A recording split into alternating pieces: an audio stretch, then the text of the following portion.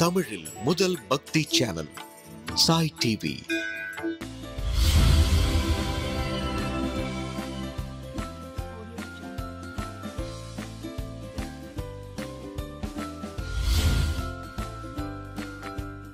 Hi செல்லக்குட்டீஸ், welcome to Sai டிவியின் சுட்டீஸ் நேரம். சாய் டிவியோட சுட்டீஸ் நேரத்தில் பக்தி கதைகள் நான் சொல்லிக்கிட்டு இருக்கேன்.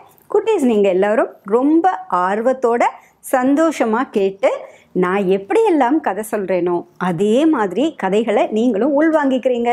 அது எனக்கு ரொம்ப ரொம்ப பிடிச்சிருக்கு, ரொம்ப சந்தோஷமாக இருக்குது. குட்டீஸ், நீங்கள் நான் எப்பவும் சொல்கிற மாதிரி பக்தியோடு இருக்கணும். அதுவும் இது மார்கழி மாதம் இல்லையா? மார்கழி மாதம் அரங்கனுக்கு, பெருமாளுக்கு மிகவும் பிடித்த மாதம். அதனால் இந்த மாதம் முழுக்க திருப்பாவை சொல்வதும் கேட்பதும் ரொம்ப ரொம்ப நல்லது.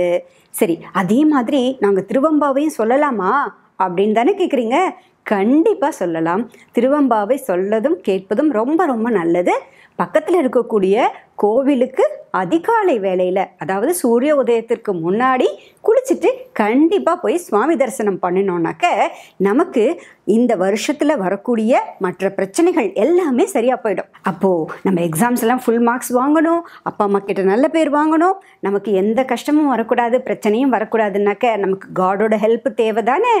அப்போ காட் தானே நம்மளுக்கு சப்போர்ட் பண்ணுவார். அதனால் இந்த ஒரு மாதத்தில் நம்ம காட் கிட்ட என்ன கேட்குறோமோ அதை அப்படியே கொடுத்துட்டு வரோம். அதுவும் குழந்தைங்க நீங்கள் கேட்டால் பகவான் நோவே சொல்ல மாட்டாராம். அதனால நம்ம வீட்டில் யாருக்காவது ஏதாவது வேணும்னா கூட குட்டீஸ் நீங்கள் போய் கோவிலில் போய் சுவாமிகிட்ட கேளுங்களேன், உங்களுக்கு உடனே ஓகே பண்ணிடுவார். ஓகேயா? அதுதான் இந்த மார்கழி மாதத்தோட ஸ்பெஷல். அதனால் மார்கழி மாதம்னாலே பக்தி மாதம், ஆன்மீக மாதம், நாம் பூஜை பண்ண வேண்டிய மாதம், பகவானை நினைக்க வேண்டிய, சிந்திக்க வேண்டிய மாதம். ஓகேயா குட்டீஸ்? சரி, இப்போ அடுத்து என்ன பண்ண போகிறோம் அப்படின்னாக்க, போன சண்டே உங்களை நான் மீட் பண்ணேன். அதுக்கப்புறம் மண்டேலேருந்து இன்னைக்கு சாட்டர்டே வரைக்கும் நம்ம குட்டீஸில் எத்தனை பேர் பர்த்டே கொண்டாடுவீங்க? உங்கள் எல்லோருக்கும் நம்முடைய சாய் டிவியின் சார்பாக இனிய பிறந்தநாள் நல்வாழ்த்துக்கள். Happy birthday. இப்போது சூப்பராக ஹாப்பி பர்த்டே என்ஜாய் பண்ணுவீங்க. அதே சமயம் உங்கள் ஃப்ரெண்ட்ஸ், ரிலேட்டிவ்ஸ் எல்லாருக்கூடையும் ஜாலியாக இருப்பீங்க இல்லையா? ஏன்னா இது வின்டர் ஹாலிடேஸாகவும் இருக்கும். இப்போது இதோடு சேர்ந்து நம்ம பக்தியோட நல்ல விஷயங்களையும் கற்றுக்க போகிறோம். இந்த பக்தி கதைகள் மூலமாக நாம் ராமாயணத்தை கேட்டுட்ருக்கோம் இல்லையா குட்டீஸ்? ராமாயணத்தில் எதோடு நிறுத்தியிருக்கேன் அப்படின்னு யோசிக்கிறீங்களா? ராமாயணம் வால்மீகி என்ற முனிவரால், ராமர் இருந்த காலத்திலேயே இருந்த வால்மீகி முனிவரால் எழுதப்பட்டது. சரி, அவர் எப்படி எழுதினார் அப்படின்னாக்கா, தன்னுடைய தவ வலிமையின் மூலமாக, ஞான திருஷ்டியின் மூலமாக, அதாவது கண்களை மூடிக்கொண்டே இருந்தாலும் அவருக்கு நடக்கிறது எல்லாம் அவருக்கு தெரியுமா. அப்படி ஒரு சக்தியை நாரதர் கொடுத்திருந்தார், பகவான் கொடுத்திருந்தார். ராமர் மீதான பக்தி அவருக்கு. ராமர் பிறக்கிறதுக்கு முன்னாடியே, ராமாவதாரம் நிகழ்வதற்கு முன்னாடியே சகல விதமான தேவர்களுக்கும் சரி, தெய்வங்களுக்கும் சரி, மற்ற முனிவர்களுக்கும் சரி, அதாவது 3 காலத்தையும் உணர்ந்த முனிவர்கள்லாம் அந்த காலத்தில் இருந்தாங்க இல்லையா? அவங்க எல்லாருக்குமே ஸ்ரீ மகாவிஷ்ணு ஸ்ரீராமராக அவதாரம் செய்ய போகிறார் அப்படின்னு எல்லாருக்கும் முன்னாடியே தெரியும். ஆனால் வெளியில் தான் சொல்ல மாட்டாங்க, எல்லாருக்கும் தெரியுமா? அப்படி வால்மீகி முனிவருக்கும் ஸ்ரீராமரது மேலே பயங்கர பக்தி. அவர் முதல் ராமபக்தர் யாருன்னு கேட்டிங்கன்னா வால்மீகி முனிவர் தான். அந்த வால்மீகி முனிவர் தான் நமக்காக ராமாயணத்தை கொடுத்துருக்காரு. அதுதான் ஃபர்ஸ்ட் எபிக், இதிகாசங்களில் முதன்மையானது. நாம் அனைவரும் அவசியம் தெரிந்து கொள்ள வேண்டியது. இந்த ராமாயணத்தை குழந்தைங்களான உங்களுக்கு சொல்கிறது அப்படிங்கிறது எவ்வளோ நல்ல விஷயம் இல்லையா? குழந்தைங்க உங்கள் மனசில் போய் பதிஞ்சதுனாக்க அப்படியே இருக்கும், அதை யாராலையுமே அழிக்கவே முடியாது. அதனால தான் நான் ராமாயணத்தை உங்களுக்காக சொல்லிக்கிட்டே இருக்கேன். எப்படி சொல்லிக்கிட்டு இருக்கேன்? வால்மீகி முனிவர் சொன்ன மாதிரியே சொல்லிக்கிட்டு இருக்கேன். சரியா? வால்மீகி முனிவர் 24,000 ஸ்லோகாஸ் எழுதினாராம். எவ்வளோ எழுதினாரு? 24,000 ஸ்லோகாஸ். அதை 6 காண்டங்களாக பிரித்தார். 6 காண்டாஸ் அப்படிங்கிற 6 காண்டங்களாக பிரித்தார். ஒவ்வொரு காண்டத்திலையும் 500 சர்க்கம்ஸ் இருக்க மாதிரி பார்த்துட்டாராம். 500 சர்க்கங்களாக இருக்கக்கூடிய ஒவ்வொரு காண்டமாக பிரிச்சாராம். குறைஞ்சது 500ஆவது இருக்கணும் அப்படிங்கிற மாதிரி பிரித்து அந்த 6 காண்டங்களையும் அவர் பிரித்து வகுத்தாராம். சரி, இப்போ நம்ம எந்த காண்டத்தில் இருக்கோம் அப்படின்னாக்க யுத்த காண்டத்தில் இருக்கோம். நான் முன்னாடியே உங்களுக்கு சொல்லியிருக்கேன், ஸ்ரீராமர் என்பவர் ஸ்ரீ மகாவிஷ்ணுவினுடைய அவதாரம். அவர் அவதரித்ததன் நோக்கம் என்ன? பூமியில் தர்மத்தை நிலைநாட்ட வேண்டும், ஒரு மனிதன் எப்படி வாழ வேண்டும் என்பதை சொல்லி கொடுக்கணும். அது வரைக்கும் என்ன? ப்ரீச்சிங் தான் பண்ணிட்டு இருந்தாங்க. அதாவது மற்ற முனிவர்கள் மூலமாக, மற்ற அவதாரங்களின் மூலமாக பகவான் இப்படி இப்படி வாழ்ந்தினா உனக்கு நல்லதுப்பா அப்படின்னு சொல்லி கொடுத்தாரு. ஆனால் யாரும் கேட்குற மாதிரி இல்லையா? அதனால பகவான் என்ன பண்ணார் தெரியுமா? தானே மனிதராக வந்து அவதரித்து இப்படி வாழ வேண்டும், ஒரு அப்பாவுக்கு இப்படி ஒரு பிள்ளையாக இருக்க வேண்டும், ஒரு அம்மாவுக்கு இப்படி ஒரு சிறந்த மகனாக வாழ்ந்து காட்ட வேண்டும், அத்தனை அண்ணன் தம்பிகளுக்கும் வந்து இப்படி ஒரு சகோதரன் கிடைக்கவே கிடைக்காது அப்படின்னு அத்தனை பேரும் யோசிக்கக்கூடிய அளவில், பிரமிக்கக்கூடிய அளவில் இருக்க வேண்டும். அது மட்டுமல்ல, ஏக பத்னி விரதன். அந்த காலத்தில் நிறைய மனைவிகள் திருமணம் செய்து கொள்ளக்கூடிய காலகட்டமாக இருந்த பொழுது, அந்த திரேதாயுகத்தில் ஸ்ரீராமர் மட்டும் ஏக பத்னி விரதனாக ஒரே ஒரு மனைவி, ஒரே ஒரு பெண்ணை மட்டும் திருமணம் செய்து கொண்டு அந்த பெண்ணையும் பாதியிலேயே துறந்து மீதி நாட்கள் முழுவதுமே தர்பவாசத்துல, அதாவது தர்பையின் மீது படுத்துக்கொண்டு பிரம்மச்சரிய விரதத்தை மேற்கொண்டிருந்தாராம். உப்பே சாப்பிடாம பிரம்மச்சரிய விரதத்தை சீதையை பிரிந்த பின்பு இருந்தவர் யார் அப்படின்னாக்க ஸ்ரீராமர். இது எல்லாமே வந்து ஸ்ரீராமரிடமிருந்து நாம கற்றுக்கொள்ள வேண்டியவை. அப்பாக்கு எப்படி அடிபணிஞ்சு போகணும், எப்படி கீழ்ப்படிஞ்சு போகணும், அதே மாதிரி தர்மம் சத்தியம் இதை தவறாதவராக இருக்க வேண்டும். புலன்களை அடக்கியவர், கோபங்களை வென்றவர், பிராணிகளிடத்தும் அன்பு செலுத்தக்கூடியவர். இதைத்தான் ரொம்ப ரொம்ப முக்கியம். நம்ம ஸ்ரீராமாயணத்தை கேட்குறோம் அப்படின்னாக்க முதல்ல ராமாவதாரம், ஸ்ரீராமரது பெருமைகள், ராமரது மகிமைகள், ராமரது கல்யாண குணங்கள், இதையும் நாம முதல்ல ஞாபகப்படுத்தி கொண்டுதான் ராமாயணத்துக்குள்ள போகணும். சரியா? இப்போ ராமருக்கு சமமாக அத்தனை விதமான சிறப்புகளுடன் தோன்றியவர் சீதாதேவி. இந்த சீதாதேவி யாக பூமியில யாருக்கு கிடைச்சாங்க? ஞாபகம் இருக்கா? ஜனகருக்கு. ஜனகரது நாடு இல்லையா? அந்த நாட்டில் வந்து அவர் வந்து யாகத்திற்காக, யாகம் செய்வதற்காக ஒரு இடத்தை தயார் செய்கிறாங்க. அப்போ யாக பூமியை உழும்பொழுது ஒரு பெண் குழந்தை கிடைத்தது. அந்த பெண் குழந்தையை எடுத்து ஜனகர் வளர்க்கிறார். அதற்கு பிறகு அவருடைய தம்பிகளுக்கெல்லாம் குழந்தை பிறக்கிறாங்க இல்லையா? அந்த மூத்த பெண்ணாகிய ஜனகரது புத்திரி ஜானகி, அந்த ஜானகி தேவியை தான் ஸ்ரீராமருக்கு மனம் செய்து வைக்கிறார்கள். அந்த ஜானகி தேவி யாரு? வேதத்தின் அவதாரமாக தோன்றியவர். முன்னாடியே நான் உங்கள்கிட்ட சொன்னேன், வேதவதி அப்படிங்கிற ஒரு பெண்ணை பற்றி சொன்னேன் இல்லையா? பிரஜாபதியினுடைய மகளாக தோன்றியவள் வேதவதி. வேதங்களின் அவதாரமாக தோன்றியவள் வேறு யாரும் அல்ல, ஸ்ரீ மகாலட்சுமி தான். மகாலட்சுமி தான் வந்து ஸ்ரீ மகாவிஷ்ணு வந்து ஸ்ரீராமராக அவதரிக்கும் பொழுது மகாலட்சுமியே சீதாதேவியாக, ஜானகி தேவியாக அவதரித்தார்கள். இப்போ இவர்கள் இருவரும் வந்துட்டாங்க அப்படின்னு உடனே வைகுண்டத்தில் இருக்கிற மத்தவா எல்லாம் யோசிக்க ஆரம்பிச்சாங்களாம். ஆஹா, அவங்க ரெண்டு பேருமே போயிட்டாங்கன்னா நமக்கு இங்கே என்ன வேலை, வாங்க நம்மளும் அவரோட சேர்ந்து வந்துடலாம் அப்படின்னு சொல்லிட்டு அவரோட சேர்ந்து இருக்கக்கூடிய அவருடைய ஆயுதங்கள், அவருடன் இருக்கக்கூடியவர்கள், ஆதிசேஷன் தான் அவருடைய பிரதானமான பரம பக்தர் இல்லையா, பாகவதர் இல்லையா? அந்த ஆதிசேஷன் தம்பியா வந்தார். அப்படியே ஒவ்வொருவரும் ஒவ்வொருவராக வந்தார்கள். பரதன், சத்ருக்னன், இப்படி ஒவ்வொருவராக வந்தார்கள். ஆஞ்சநேயரை பற்றி நமக்கு தெரியும். அவர் வந்து ருத்ரரோட அம்சமாக வந்தவர் தான் ஆஞ்சநேயர். இப்படி ஒவ்வொருவரும் நிறைய முனிவர்கள் தான் வந்து தேவர்கள், முனிவர்கள் எல்லோருமே வந்து அங்க மங்கீஸா வந்து பிறந்தாங்களாம். சரி, இவ்வளவு சிறப்பு வாய்ந்த ராமாவதாரத்துல இப்பேற்பட்ட ராமரது எதிரியாக வந்து நிற்கக்கூடியவன் ராவணன். இந்த ராவணன் வந்து 3 உலகங்களையும் வென்றவன் அப்படின்னு சொல்றாங்க. ராவணன் வந்து பல கொடுமைகளை செய்திருக்கான்னு சொல்றாங்க, பலவிதமான சாபங்களுக்கு உள்ளாகி இருக்கான்னு சொல்றாங்க, மிகச்சிறந்த வரங்களை பெற்றிருக்கான்னு சொல்றாங்க. அது எப்படி அப்படின்னு தெரிஞ்சுப்போம் ராவணனது வதத்திற்கு முன்பாக. இப்போ ராவணனும் ஸ்ரீராமரும் பேட்டில், ஓகேயா, சண்டை, வார்ஃபீல்டில் வந்து ஆப்போசிட்ல நிற்கிறாங்க. இப்போ அங்கே ஒரு கட் பண்ணிவிட்டு நம்ம ஃப்ளாஷ்பேக்குள்ளே போயிட்டோம். என்ன ஃப்ளாஷ்பேக் அப்படின்னாக்க, ராவணன் எங்கே பிறந்தான், அவன் எப்படி இந்த இலங்கைக்கு வந்தான், அவன் எப்படி 3 உலகங்களையும் வென்றவன் ஆனான், அவனுக்கு என்னென்ன சாபங்கள் யார் மூலமாக கிடைத்தது அப்படிங்கிறதெல்லாம் உங்களுக்கு நான் சொல்லிட்டு வந்தேன் இல்லையா? முதல் சாபம் யார் மூலமாக கிடைத்தது ஞாபகம் இருக்கா? புஷ்பக விமானத்தில் வந்துட்டு இருக்கும் பொழுது கைலாய மலை சாரலில் வந்து ஒரு மலையை கடக்கும்பொழுது நந்தி தேவரால் தடுக்கப்பட்டான். அப்பொழுது நந்தி தேவரையே அவன் கேலி செய்தான், கிண்டல் செய்தான். அதன் காரணமாக நந்தி தேவர் குரங்குகளின் மூலமாக உன்னுடைய அழிவு அப்படின்னு முதல் சாபத்தை கொடுத்தார் இல்லையா? அடுத்தது யார் சாபம் கொடுத்தா? வேதவதி என்ற பெண்ணை திருமணம் செய்துக்கணும்னு போனான் இல்லையா? அப்போ போன போது அந்த பெண் வந்து அந்த பெண்ணோட தலைமுடியை பிடிச்சி இழுக்கிறான். அப்போ அந்த பெண் சொல்கிறா, ஒரு பெண்ணின் மூலமாகத்தான் உனக்கு அழிவு அப்படின்னு சொல்லிட்டு அந்த பெண் வந்து தன்னுடைய உயிரை மாய்த்து கொள்கிறாள். அதை நம்ம பார்த்தோம். ஸோ இது 2வது சாபம். 3வது சாபம் என்ன அப்படின்னாக்க, அஜானனன் அப்படிங்கிற ஒரு அரசர். அந்த அரசர் வந்து எதில் வந்தவர் அப்படின்னு கேட்டிங்கன்னாக்க, எதில் வந்தவர்? இஷ்வாகுவினுடைய குலத்தில் தோன்றியவர். அவர் கொடுக்கிறார் சாபம், என்னை நீ இழுத்து பேசினாய், அதனால் என்னுடைய வம்சத்தில் வரக்கூடிய ஒருவரது கையால் தான் நீ மடிய போகிற அப்படின்னு சொல்லி அவர் ஒரு சாபம் கொடுத்தார்.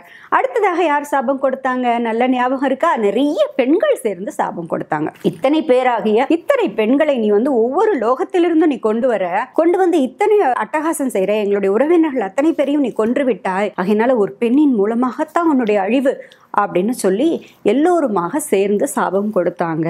அத்தனை பெண்களும் கதறி சாபம் கொடுத்தாங்க. இது 4வது சாபம். அடுத்ததாக 5வதாக ஒரு சாபம். அது என்ன சாபம், எப்படி நேர்ந்தது அப்படின்னு கேட்டாக்க, நான் உங்ககிட்ட சொன்னேன் போன வாரமே, சூர்பனகையினுடைய கணவராகிய வித்யுத்கேசனை காலகேயர்களை வெற்றி பெற செல்லும் பொழுது அவர்களுடன் ஒருவராக இருந்த வித்யுத்கேசனையும் ராவணன் கொன்று விடுகிறான். சரியா? அவன் ஒரு இடமா போறான், ஒவ்வொரு இடமாக ஜெயித்து கொண்டே வருகிறான். ஜெயித்து கொண்டே வந்துட்டு இலங்கைக்கு திரும்பி வரான். திரும்பி வந்ததும் தன்னுடைய மகனை பார்க்கிறான். தன்னுடைய மகனாகிய மேகநாதன் பலவிதமான யாகங்களை செஞ்சிருக்கான். அவன் நிறைய யாகம்லாம் செஞ்சு அவனுக்கு என்ன நிறைய ஸ்பெஷல் பவர்ஸ் கிடைச்சிடுதான். மகாவிஷ்ணு நேர தோன்றி அவனுக்கு வரங்களை கொடுக்குறார், சிவபெருமான் நேர தோன்றி வரங்களை கொடுக்குறார். அதில் முக்கியமான ஒன்று வந்து எங்கே வேணாலும் பறந்து போகக்கூடிய தேர் அவனுக்கு கிடைக்கிறதான். அந்த தேரில் ஏறி நின்றுட்டு நான் இப்போ அயோத்திக்கு போகணும் அப்படின்னு கண்ணை மூடின்னு இப்படி நினச்சிருந்தா போருமா, உடனே அந்த தேர் ஜல்லுன்னு பறந்து அயோத்திக்கு போயிடுமா. நான் இப்போது இங்கேருந்து கிளம்பி நான் காஷ்மீருக்கு போகணும் அப்படின்னு நினச்சிருந்தா போருமா, அந்த தேர் இலங்கையை விட்டு காஷ்மீருக்கு கிளம்பி தானே போயிடுமா. குதிரைகள் பூட்டியதோட பறந்து போகுமா. எப்படி போகுமா? பறந்து ஜிவ்னு மேலே ஏறி போகுமா. அப்படி ஒரு தேரையும் அவனுக்கு கொடுத்தார்கள். அதுக்கப்புறம் என்னெல்லாம் கொடுத்தாங்க? நிறைய அம்புகள், அதாவது அம்புக்கூடு ஒன்று கொடுத்தாங்க. எத்தனை அம்புகள் எடுத்தாலும் அது வந்து தீரவே தீராத ஒரு ஸ்பெஷலான அம்புக்கூடு. அம்புக்கூடுன்னா என்ன? அம்பெல்லாம் வைக்கக்கூடிய ஒரு கண்டெய்னர் மாதிரி அதை பின்னாடி வச்சுப்பாங்க. அந்த அம்புக்கூடு கிடைச்சிது. சில சிறப்பான ஆயுதங்கள் கிடைச்சிது. இது எல்லாமே மேகநாதன் மகாவிஷ்ணுவையும் சிவபெருமானையும் வேண்டி தேவர்களை திருப்திப்படுத்தி செய்த யாகத்தின் காரணமாக கிடைத்தது. அவன் ஒழுங்காத்தான் இருக்கான். இப்போ யார் அங்க வரா அப்படின்னாக்க, இவங்களெல்லாம் ஜெயிச்சுட்டு மமதையில வரான். அதாவது என்ன மிஞ்சினது ஆள் யாருமே இல்லைன்னு ராவணன் வரான். அப்போ வரும்பொழுது இப்படி தான் பையனை பார்க்குறான். பையன் எப்படி இருக்கா?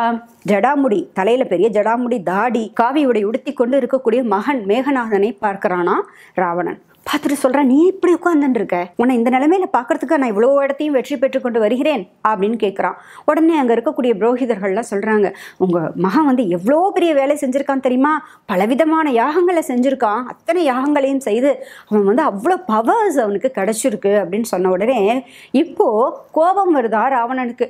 போயும் அந்த தேவர்களையா நீ போய் இந்த யாகத்தின் மூலமாக அவர்களையா வழிபாடு செய்தாய்? போயும் இந்த தேவர்களுக்கா இவ்வளவு மரியாதை செஞ்ச?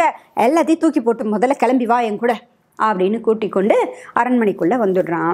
அப்பதான் வந்து விபீஷணர் வந்து பார்க்கிறார். நான் உங்களுக்கு அந்த கதையெல்லாம் சொன்னேன் இல்லையா, அங்க இருக்கக்கூடிய அவர் தங்கையை வந்து தன் மதுங்கிற ஒரு அரக்கன் கொண்டு போயிடுறான். அந்த அரக்கனை போய் பார்த்துட்டு திரும்பி வந்துடுறான் ராவணனுடைய ராஜ்யத்திலிருந்தே ஒரு பெண்ணை கடத்தி கொண்டு போகிற விஷயம் எல்லாம் அன்னைக்கு நடந்திருக்கு அப்படிங்கறத சொல்றதுக்காக தான் அந்த இன்சிடென்ட். இப்போ ராவணன் வந்து அரண்மனைக்கு எல்லாரும் வந்துடுறாங்க. சூர்பனகை வந்து நியாயம் கேட்கிறா, இப்படி என்னுடைய கணவரை நீ கொன்னுட்டியான்னா உனக்கு தெரியாதா அப்படின்னதும் உடனே ராவணன் சொல்றான், நான் காலகேயர்கள்ல தான் நான் வந்து ஜெயிக்கிறதுக்கு போனேம்மா, அது மிகப்பெரிய போர், பெரிய ஃபைட்டு. அந்த ஃபைட்ல உன் புருஷன் இருப்பான்னு எனக்கு என்னம்மா ஜோசியம்மா தெரியும்? எல்லாம் சண்டைன்னு வந்துட்டு அவ்வளோதான், சட்டை கிழிய வேண்டியதாம்மா. அந்த மாதிரி சண்டைன்னு வந்துச்சு, அதில் உன் புருஷனையும் போட்டு தள்ளியாச்சு. அதுக்கெல்லாம் என்னால் எதுவும் பண்ண முடியாது. உனக்கு என்னப்ப, உனக்கு இருக்க இடம் வேணும் அவ்வளோதானே. நீ என்ன பண்ணு, நேராக தண்டகாரண்யம் போ. நம்முடைய சித்தி பையன் கரண் இருக்கான், அந்த கரனை அழைத்து கொண்டு போ. உனக்கு 10,000 14,000 வீரர்களை உனக்கு நான் கொடுக்குறேன், அரக்கர்களை கொடுக்குறேன். அங்கே போய் ஜனஸ்தானம் என்ற ஒரு அமைப்பை நிறுவிக்கோ, நீயே போ. அங்கே உனக்கு சகல விதமான வசதிகளையும் செய்து கொடுக்குறேன். நீ ஜாலியாக சுத்து, எங்கே வேணா போ, இந்தியா முழுக்க சுத்து, எங்கே வேணா போ அப்படின்னு யாரை வேணா பிடிச்சு சாப்பிட்டுக்கோ அப்படின்னு சொல்லி அவளுக்காக ஒரு கிங்டமே ரெடி பண்ணி கொடுக்குறானாம் ராவணன். எங்க? ஜனஸ்தானத்தில். அது எங்க? தண்டகாரண்யத்துல. கரதூஷணர்கள் வதம் நமக்கு தெரியும். தண்டகாரண்யத்துல தான் சூர்பனகை வந்து ராமர் லக்ஷ்மணர் இருக்கக்கூடிய பர்ணசாலையில வந்து சீதையை பார்த்து ராமரை வம்பிழுத்து இதெல்லாம் நடந்தது இல்லையா? இதெல்லாம் நடந்தது எங்க? தண்டகாரண்யத்தில். அந்த இடம் ஜனஸ்தானத்தை சூர்பனகைக்கு கொடுத்துட்றான். இப்போ என்ன பண்ணுறான்னா, அங்கேருந்து கிளம்பி, நான் உங்ககிட்ட முன்னாடியே சொன்னேன், அவன் ரெஃப்ரெஷிங்க்கு வேணும் அப்படின்னாக்க ஹிமாலயாஸ் தான் கிளம்பி போவோம் அப்படின்னு. அதே மாதிரி ஹிமாலயாஸ் போகிறான். ஏன்னா அங்கே கந்தர்வர்கள் நிறைய பேர் இருப்பாங்களாம் ஹிமாலயாஸில். ஏன்னா அதோட வெதர், அங்கே இருக்கக்கூடிய அந்த சூழ்நிலை, இதெல்லாம் வந்து எல்லோருக்குமே பிடிக்குமா. கந்தர்வர்கள், தேவ கன்னிகைகள், இப்படி எல்லோருமே அங்கே வருவாங்களாம். நாகப்பெண்கள், நாகக்கன்னிகைகள், இப்படி எல்லாருமே வந்து சங்கமமாகக்கூடிய ஒரு ஹப்பு மாதிரி இருந்துதான் கைலாஷ், அதாவது இந்த ஹிமாலய பகுதி, கைலாய மலை பகுதி, அந்த பகுதிக்கு ராவணனும் தன்னுடைய பரிவாரங்களுடன் வரான். ஏன்னா அவனுக்கு வந்து இவ்வளோ இடம் சண்டை போட்டு வந்தான் இல்லையா, இப்போ ரிசார்ட் மாதிரி ஹாலிடே மாதிரி தங்கறதுக்காக ரெஸ்டிங் பீரியடாக ரெஸ்ட் பண்ணிக்கணும் அப்படிங்கிறதுக்காக ஹிமாலயாஸ் போயிடுறாரு. போன இடத்துல என்ன ஆகுது அப்படின்னாக்க, அங்க ஒரு பெண் நீல நிறத்துல உடை உடுத்தி கொண்டு ரொம்ப அழகா வரா. யாருன்னா அவ பேரு ரம்பை. அந்த பெண் வந்து நடந்து வந்து கொண்டே இருக்காளாம், ரொம்ப அழகா அலங்காரம் செய்து கொண்டிருக்கா. அவளை ராவணன் நிறுத்துறான். ஏய், எங்க போற, நில்லு நில்லு, உனக்கு என்ன அங்கே வேலை அப்படின்றா. யாரை பார்க்க போற அப்படின்னதும், என்னை தடுக்காதீங்க, நான் உங்கள் மருமகள், என்னை தயவு செய்து தடுக்காதீர்கள் அப்படின்னு அந்த பெண் சொல்றா. உடனே இவன் கேட்குறான், என்னது மருமகளா? என் பையன் மேகநாதனை நீ கல்யாணம் பண்ணியா? இல்ல, அப்புறம் நீ எப்படி எனக்கு மருமகள் ஆக முடியும்? தேவர்களாச்சே, உங்களுக்கு தான் கணவர்கள் குடும்பம்லாம் எதுவுமே கிடையாதே, இங்க யாருடன் வேணா வாழலாமே, நீ அப்புறம் எப்படி என்னை வந்து என்னுடைய மருமகள் அப்படின்னு சொல்ற? இங்கே வா, உன்னை எனக்கு பிடிச்சிருக்கு அப்படின்னு கையை பிடிச்சி எடுக்கிறான். அவ உடனே சொல்றா, தயவுசெய்து என்னை விட்டுடுங்க, நான் உங்களுடைய மருமகள், என்னை விட்டுடுங்கள் அப்படிங்கிறா. அவன் கேட்கல, அவளை ரொம்ப கஷ்டப்படுத்திடுறானா, ரொம்ப அவளை கொடுமைப்படுத்திடுறான் அந்த ரம்பைய. யாரு? இந்த ராவணன். ஏன்னா ராவணன் மது அருந்திருக்கான், கூடவே வந்து அந்த வெதர் அவன் கொஞ்சம் என்ஜாய் பண்ணணும்னு இருக்கானா, அப்போ அவன் இந்த தப்பு பண்ணிடுறான். உடனே அந்த பெண் என்ன பண்றா, அழுதுண்டே அழுதுண்டே ஓடுறா. அவ யாரை பார்க்கறதுக்காக அந்த இமயமலை சாரலுக்கு வந்திருக்கா அப்படின்னாக்க, நல குபேரனை பார்ப்பதற்காக வந்திருக்கிறாள். யார் அந்த நல குபேரன் அப்படின்னாக்க, நம்ம சொல்லியிருக்கோம் இல்லையா, குபேரனை பத்தி நான் உங்களுக்கு சொல்லியிருக்கேன் இல்லையா, வைஷ்ரவணன் அப்படின்னு நான் சொல்லியிருக்கேன் இல்லையா. இப்போ கூட நீங்க போய் கூகுள் சர்ச்ல போய் போட்டு பாருங்களேன், வைஷ்ரவணன் போட்டீங்கன்னாக்க அவர் வந்து நேபாளிஸ் மாதிரி வருவார். இன்னைக்கும் திபேத்லையும் நேபாளிலையும் வந்து வைஷ்ரவணனை வந்து வழிபட்டு கொண்டிருக்கிறார், குபேரனை வந்து வழிபடுகிறார்கள். அதனால தான் வீட்டில் கூட குபேரன் ஸ்டாச்சு அப்படின்னு பார்த்தீங்கன்னாக்க நிறைய புத்தா ஸ்டாச்சு மாதிரி காட்டுவாங்க. அதற்கு என்ன காரணம்னா, அவர் வசித்ததே இமயமலை பகுதி தான். இமயமலையில் தான் இன்னைக்கு திபெத்து, நேபாள் எல்லாமே வருது இல்லையா குட்டீஸ். அதனால இந்த குபேரனது மகன், அந்த மகன் பேரு நல குபேரன். பேர் என்ன சொன்னேன்? நல குபேரன். அந்த நல குபேரனை திருமணம் செய்து கொள்வதற்காகத்தான் அந்த பெண் ரம்பை வந்து அந்த வழியா வந்திருக்கா. என்ன வழியா வந்திருக்கா?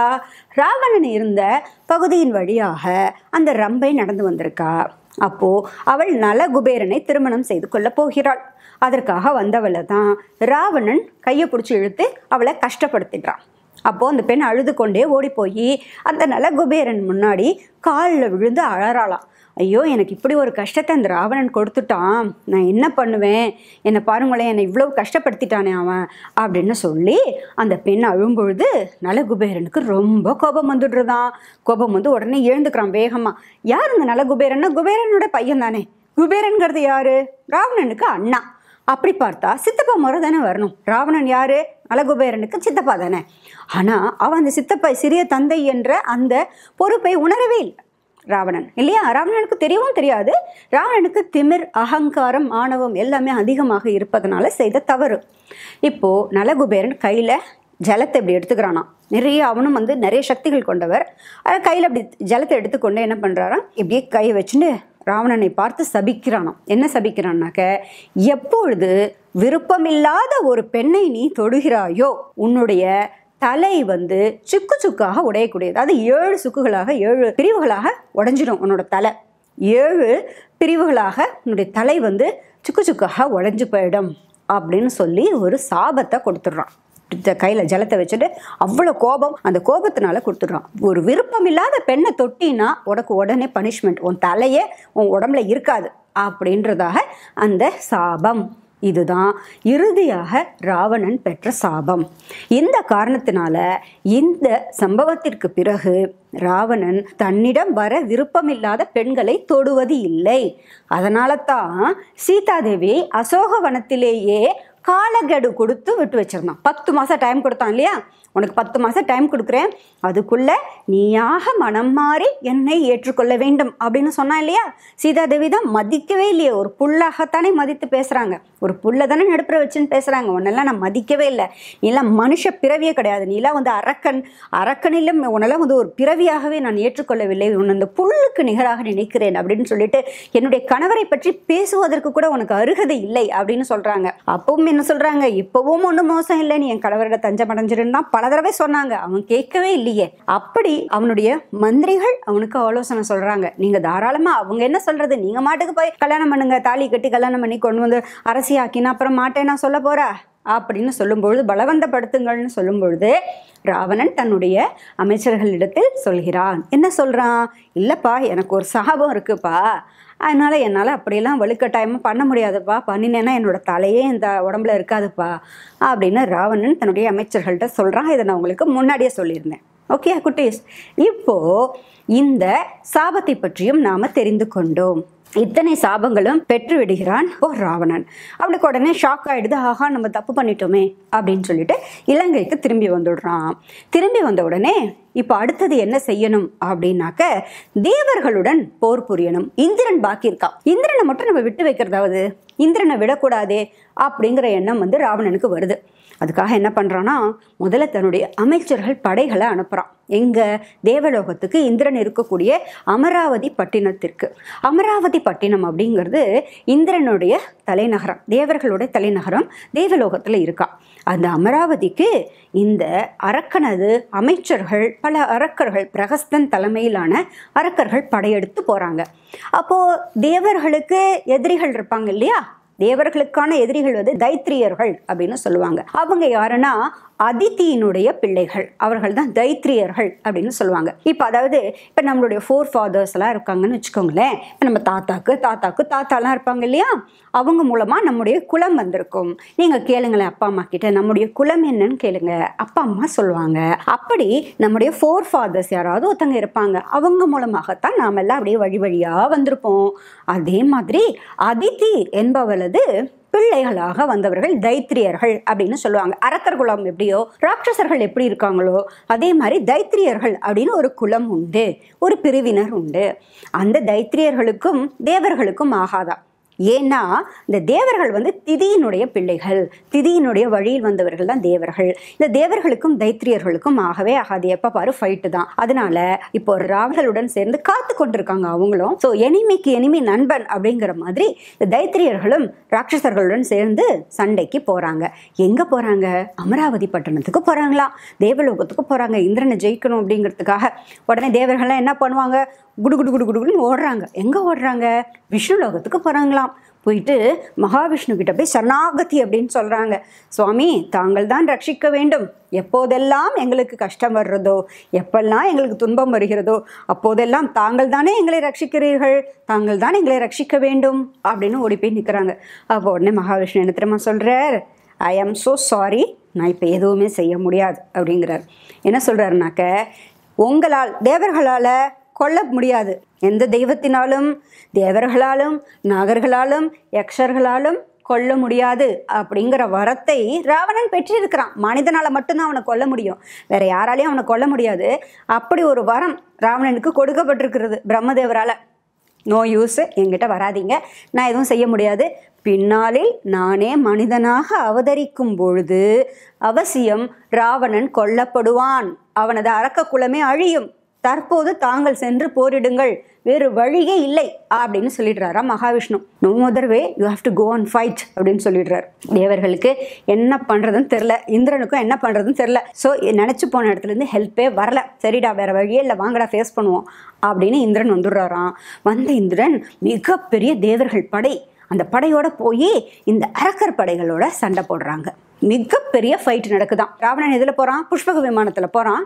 ஆனால் ராவணன், நான் முன்னாடியே உங்களுக்கு நான் சொல்லியிருக்கேன், எந்த போராக இருந்தாலும் ராவணன் முதல்ல போக மாட்டான். அவனுடைய தளபதிகள்லாம் தான் போவாங்க, அமைச்சர்கள்லாம் போவாங்க, முக்கியமானவங்கள்லாம் போவாங்க. அந்த மாதிரி போகிறவங்களில் சுமாலியும் போகிறாராம். சுமாலி யார்? தாத்தா, ஞாபகம் இருக்கு இல்லையா உங்களுக்கு? அந்த சுமாலியும் போகிறார். என்ன தாத்தா? பெரிய தாத்தா. இந்த சுமாலியும் கூட சேர்ந்து போகிறாரு. அப்போ போகும்பொழுது பெரிய சண்டை நடக்கிறது. இரவு பகலாக தேவர்களுக்கும் இந்த தைத்திரியர்களுக்கும் இந்த ராட்சசர்களுக்கும் பெரிய ஃபைட்டு நடக்குதான். அப்போது அந்த ஃபைட்டில் தேவர்களில் ஒருத்தர் இந்த சுமாலியை கொன்று விடுகிறார். சுமாலி செத்து போய்டுறாராம். மிகப்பெரிய சண்டை நடந்துட்டுருக்கு. அப்பொழுது ராவணன் என்னதான் செய்யறது, இவங்களை அழிக்கவே முடியாது போல இருக்கே, நம்ம எத்தனை நாள் தான் சண்டை போட்டு கொண்டே இருக்கிறது அப்படின்னு ராவணன் கொஞ்சம் தயங்கி பின்வாங்குறானாம். அப்போது ராவணனுக்கு முன்னாடி நான் இருக்கும்போது நீங்கள் ஏன்பா கவலைப்படுறீங்க அப்படின்னு ஒருத்தர் வராராம் முன்னாடி. யார் அவர்? நாளைக்கு பார்க்கலாமா குட்டீஸ்? அது வரைக்கும் ஜாலியாக இருங்க, சேஃபாக இருங்க, எனக்காக காத்துக்கிட்டே இருங்க. ஓகேயா? நான் இப்போ என்ன சொல்ல போகிறேன்? Tata bye. சாய் டிவி நிகழ்ச்சிகள் உங்களுக்கு பிடிச்சிருக்கா? லைக் பண்ணுங்க, ஷேர் பண்ணுங்க, கமெண்ட் பண்ணுங்க, சப்ஸ்கிரைப் பண்ணுங்க, பக்கத்தில் இருக்கிற பெல் சிம்பலை பிரஸ் பண்ணுங்க.